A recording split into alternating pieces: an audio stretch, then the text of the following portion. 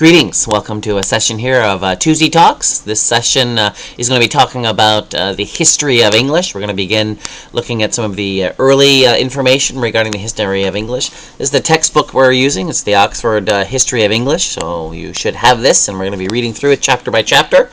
And I'll be walking through some of the major important points of it and also giving some extra information that's not inside the text. Today we're going to be looking at this initial chapter, and it's going to be covering things like why study English and how language evolved, and looking back to the Indo-European or the Proto IndoEuropean, and then looking back at the Proto-Germanic and seeing how that brings us into the Old English that we're going to study. This series is also going to be looking not only at the history of the English language in a general historic sense, but it's also going to be showing some of the linguistic changes and some of the lexical additions and permutations due to influences of time and surroundings. So it's going to be an interesting review of the history and the emergence of this language that we call English. Let's begin with just a quick review as to why we study the history of language. Me personally, I love studying the origin of words and how ideas and words came about. Language, like any other part of history, has embedded in it stories and concepts that we may not know are there because we don't understand the origins of those things. So it's always very good for us to know where we're coming from, both linguistically and then, of course, as a nation or as a people. So one of the things we do is that we find out things from the past, and we can find patterns, we can find ways that things are used, and that gives us a greater insight into what was going on in the past. We can also learn from history. A famous military man once said, those who fail to learn from history are destined to repeat the mistakes that they made. So it's very good to do that. Lastly, I love the field of etymology. Etymology is the study of the history, the origin of words. Example that I remember is a comparison of the words sin and crime. The older word for the history of English, anyway, was the word sin, and it literally meant crime. And when one of the conquerors came and took over England, the newer word the newer word crime was added to the vocabulary, and a lot of the people began to use that. But the church continued to stay with the old word. They continued to stay with the word that was the more traditional word, sin. Okay, and then eventually there developed a dichotomy between the words sin and crime. Sin being an ecclesiastical term referring to breaking God's law, and crime being a more legal term referring to a breaking of a civil or criminal. Civil or felony type of infraction of the law. But originally they were the same meaning. Times have changed and things had split, but originally they were the same thing. So when someone says that they're a sinner, they're actually saying they're a criminal. Again, originally. You don't know this unless you study the history of the word. And that's what's interesting about studying etymology. Words have now more meaning because you understand where they're coming from and how they were used in the past. Okay. Let's look at language and how it moved. Language evolves as it moves. Language, in a sense, is an independent entity. It's the way that we all communicate, but the way we communicate evolves because of time and because of location, because of the surroundings that you're in. So when we begin to look at something like Old English, and we see that it travels from Germany to England, and now there's a separation between the people who are in Germany and the people who are in England, and so the language is going to change. Just look, for example, the differences in English that we have with the English in Great Britain versus English in the United States versus English in Australia or English in New Zealand. And you see that in all of these different areas there are many similarities, and so there is overlap, but there are differences because of the distance that's there, because of the lack of communication that exists between them. So time and space are going to cause these changes.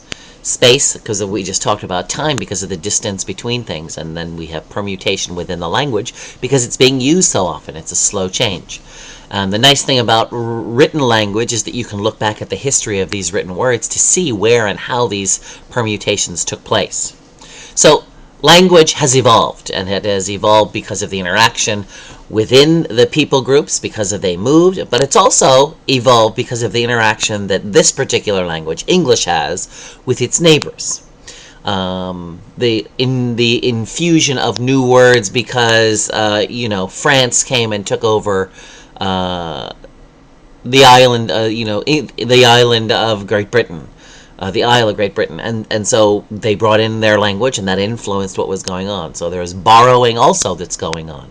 You have three basic things. You have distance that's causing a change, time that's causing a change, borrowing that's causing a change, and of course later on we're going to see just creating new words based on things like inventions, discoveries that will create new language as well. So language is moving. It's a dynamic thing. It is not static. And so we're going to see that as we see language progress, as we look through the history of the English language. Okay, now let's go way back and look at where all of this language originally came from. There was a guy named Sir William Jones, and he was in India and began to notice some similarities between Indian and Sanskrit, and English and some other languages. And he began to realize that this is probably some form of a link somewhere.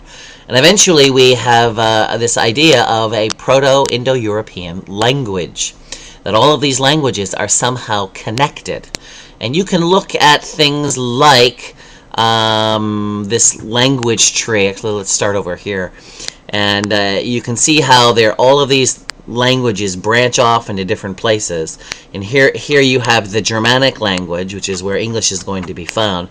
Somewhere further down here, here's Middle English, so here's English way down here. So you see that all of these languages somehow fit together, and they fit together because of the similarity of words or the similarity of structures.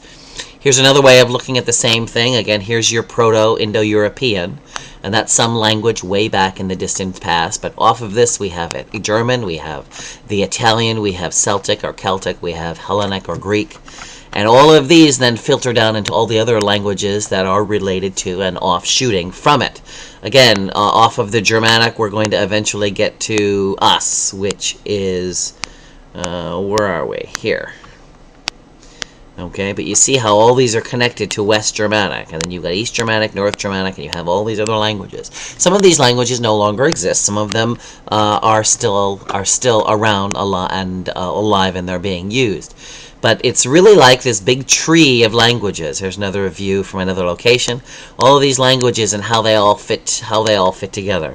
Here we are again with the Western Germanic, that's us here, and then here's English, and yet all of this sits very nicely in this huge tree we call Proto-Indo-European. That's what this is down here, Proto-Indo-European. The funny thing is the Proto-Indo-European is actually sitting in a very large bank. Okay?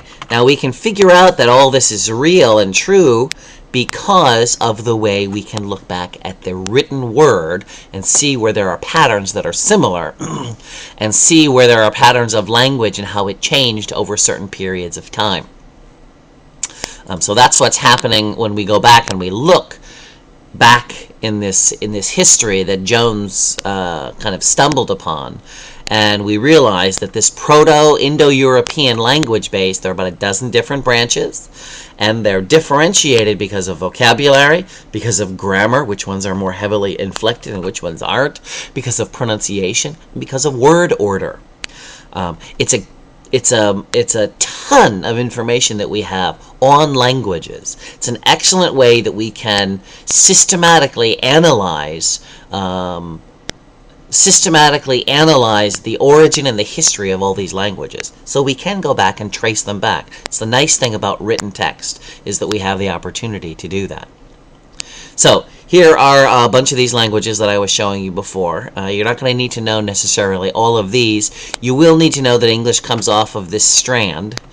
And if you are interested in learning more, you can, of course, go on the web and look at some of these trees and see how these fit together.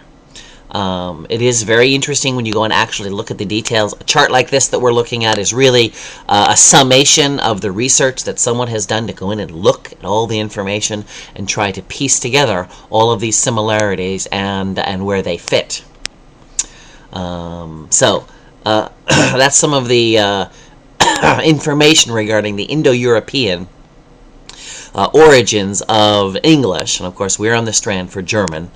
And a lot of that comes from that strand. Now, there are other words that come in.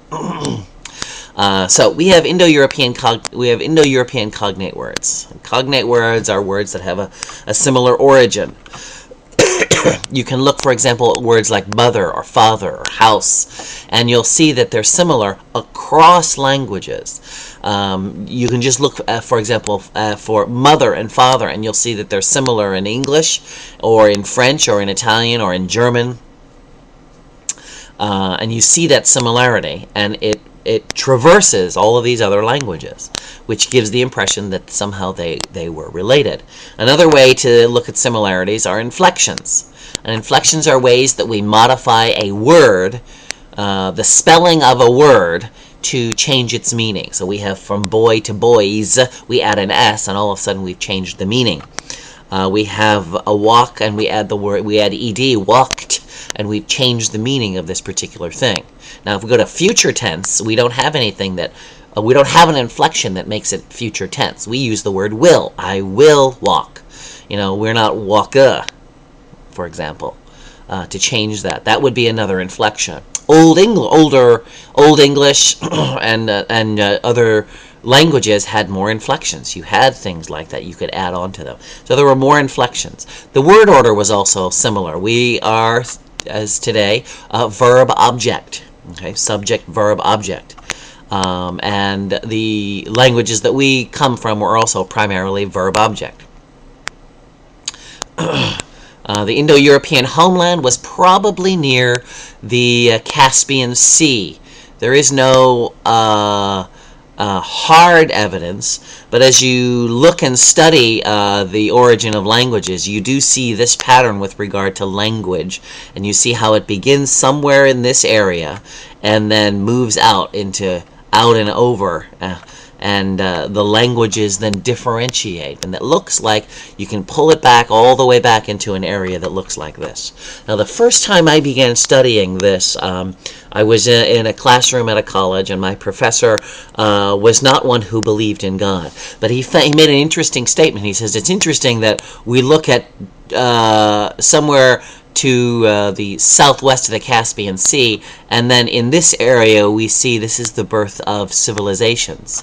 So they're not far apart. And his implication was, his inference here was that supposedly where God created the Garden of Eden is also the close to where language evidence also begins. Again, he didn't believe in God necessarily, but he was making this interesting point, that the beginning of civilizations, quote unquote, was not far from where we see the origin of languages, and then they're diffusing from there. Don't know if that's true or not, but I did think it was interesting that he pointed that out. All right, so the Indo-European homeland is probably near the Caspian Sea. And that's that. Okay. William Jones, he was living in India, and he discovered similarities between English and Sanskrit. He was the guy who started saying, there's similarities between father and mother in both languages. Perhaps there's a connection between them. And so thus began this search with all of these linguists who began to look at all these languages. And they began to list all of these similar words, and they said, oh, by golly, well, you look at this. And they began to list similar sentence structures, and they began to see where these differences were and how some languages were very close to others and others were further apart, and they could begin to categorize and put them together, both by location, by history, and also by complexity of language. It was rather interesting for them to be able to do this, and all of this linguistic research really got its start because of this diplomat who was in India. Okay, so from the Indo-European big picture, we're now going to move down into the Germanic picture, which is a little smaller. We're going to leave this big picture here, and we're going to move into more of the Germanic area. We'll talk a little bit about this history next. When you get to the German language, you begin to see there are words that they have in German that have no cognates in the rest of the Indo-European languages. So we begin to see unique words that are distinctively German in nature. And especially eventually coming to us in Old English as well, we begin to see that. When we get to English, we get to the English language, we see even more things drop away. So, for example, in English, we only have 2 tenses.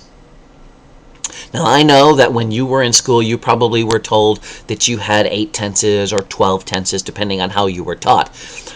You're talking more about times, and there's a difference between tense and time. A time is like past, present, future, progressive.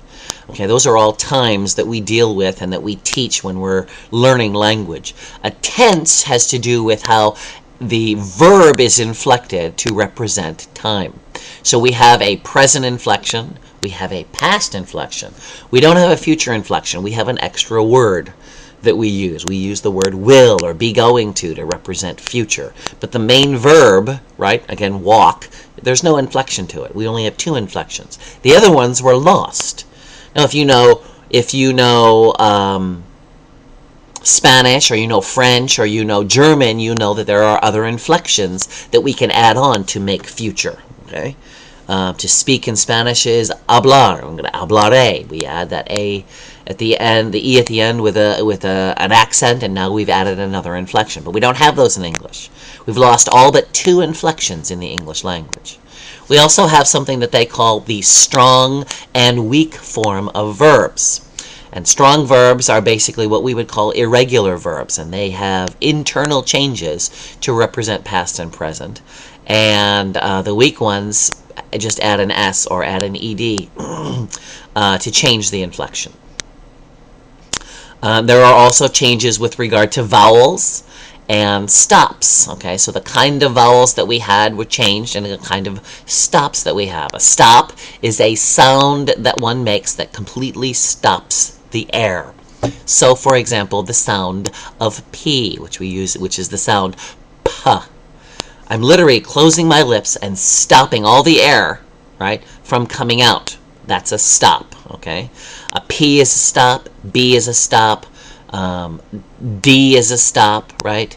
T is a stop, K is a stop. And all those stops also changed in how they were used as we move from the Germanic into the Old English and following.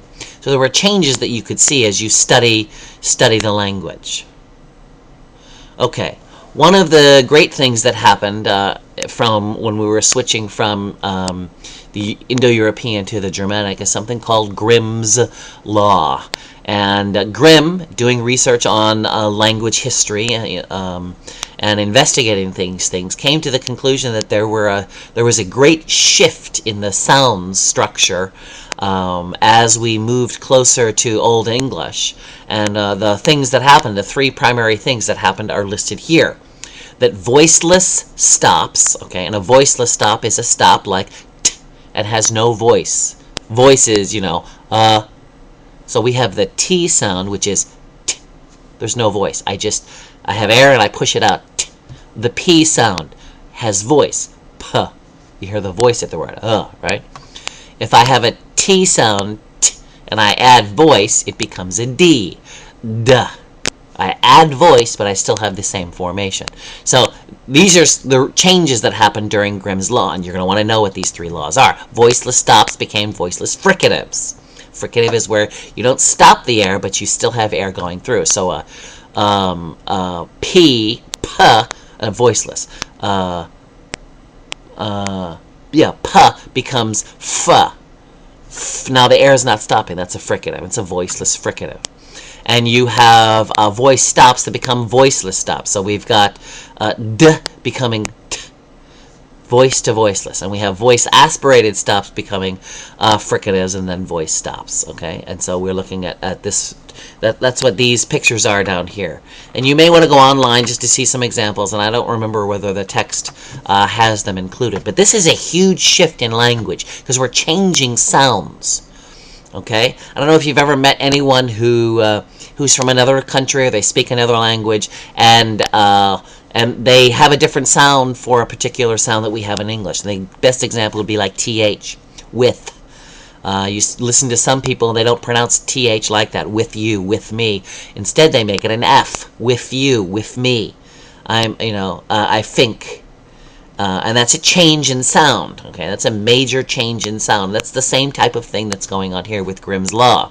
That they had a great shift in sound structure as you move out of the Germanic into the Old English, out of the Proto-Germanic into the older German, and then into the Old English. You're going to see these changes again. So you're going to want to know what these are as we continue to move on here. We're talking about a little bit of the history of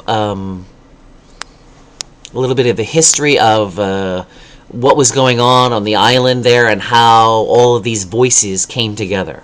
The Anglos and the Saxons, they begin to move into the island kind of slowly.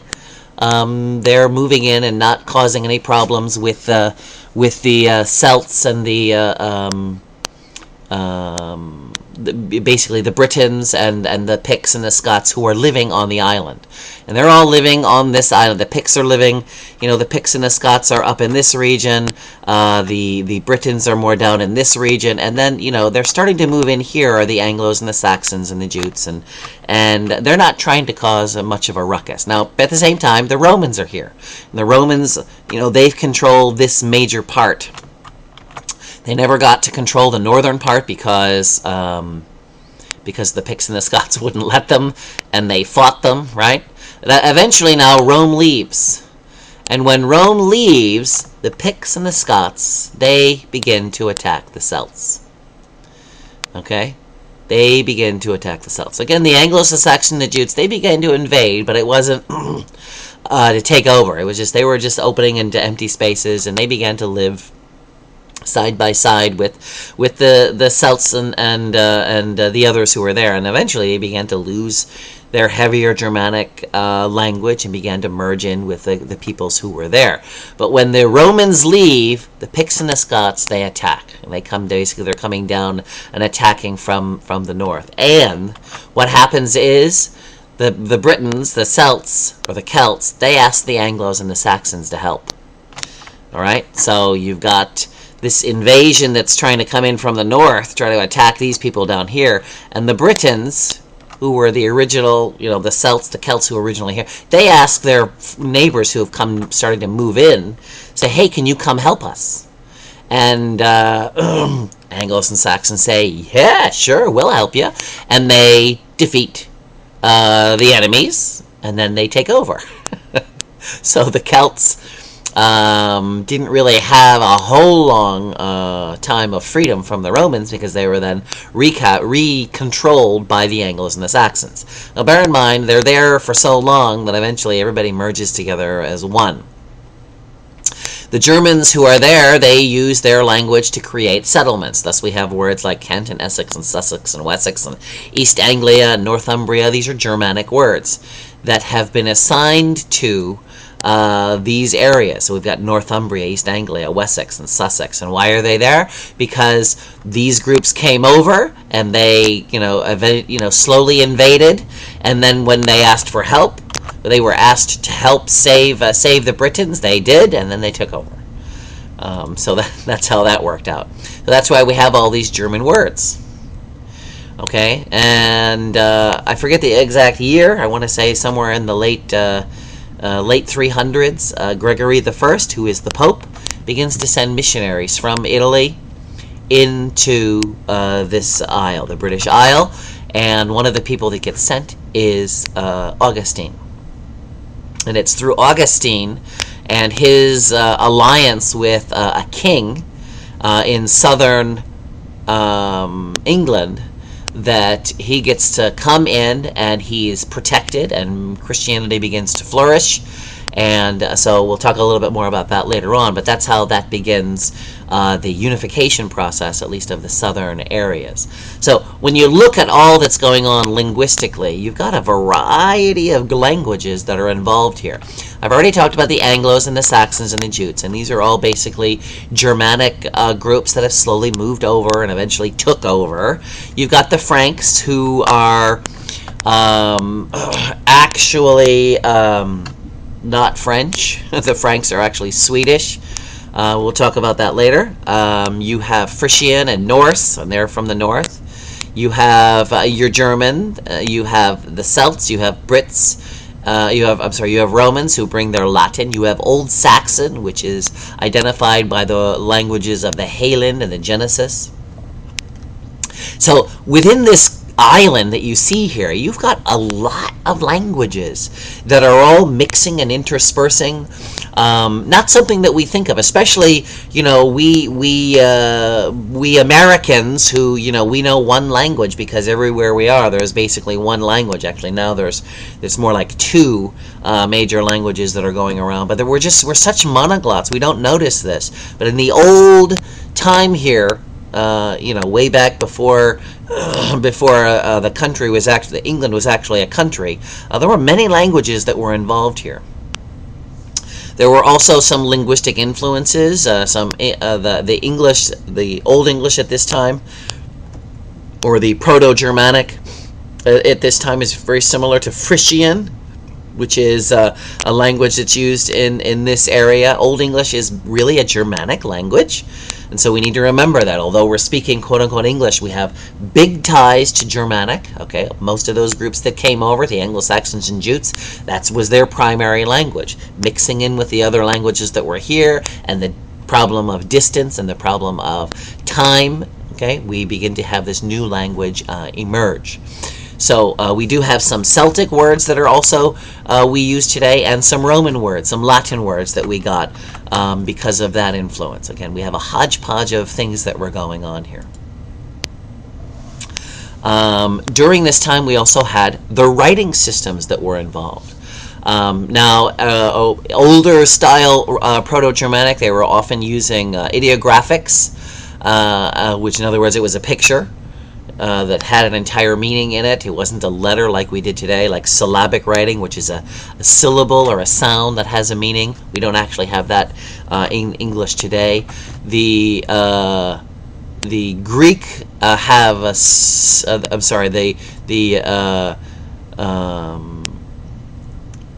the old German and some of the old English use something called runes, which were syllabic. And we'll show you what a rune is a little bit later. But so we had different types of writing, and we went from those, and then we started adopting this Greek type of an alphabet where individual sounds were used. In fact, the word alphabet is actually alpha being the word A, and bet meaning the word B, the sound B, and that's how we have this word alphabet. Alpha is A, bet is B. Those were the names of those particular letters. After the Roman Empire went away, the Germans developed runes that came from the Roman alphabet. And so we have this slowly progressing system of these runes that eventually become part of Old English. Now, we get stuff from other places as well, but primarily we get them from this Old English and from some of the German influences. Question: the spellings of English, are they attributable? Do we attribute a sound to a letter, or do we attribute a letter to a sound? Okay, and it's going to be a little bit of both depending on how you're looking at the history. So the sound influences the writing, and the writing influences the sound. It's not like we have today. I can spell a word today basically one way. You know, if I have the word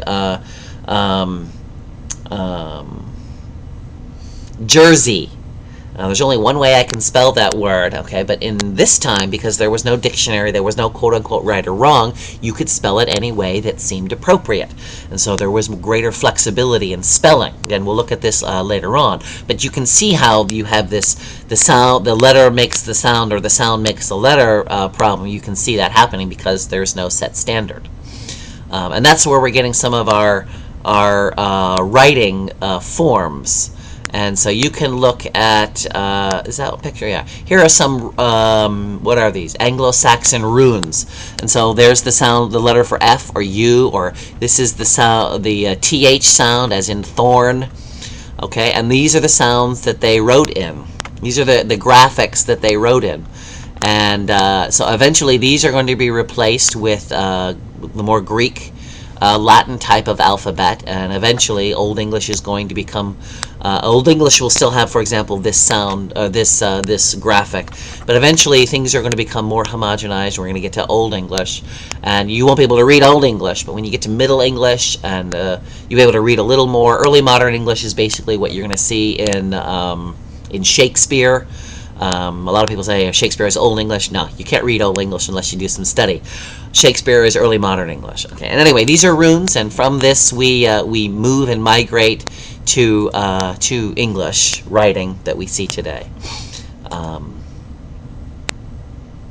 And that's all I have for this particular section here as far as the pre-Old English stuff. Wanted to give you a little bit of the history of what was going on here. If you do have any questions, you can come on here onto this website and take a look. There's also a textbook that you can look at. If you do have any questions, kindly let me know via email, and I look forward to seeing you guys on the boards. Talk to you later now. Bye-bye.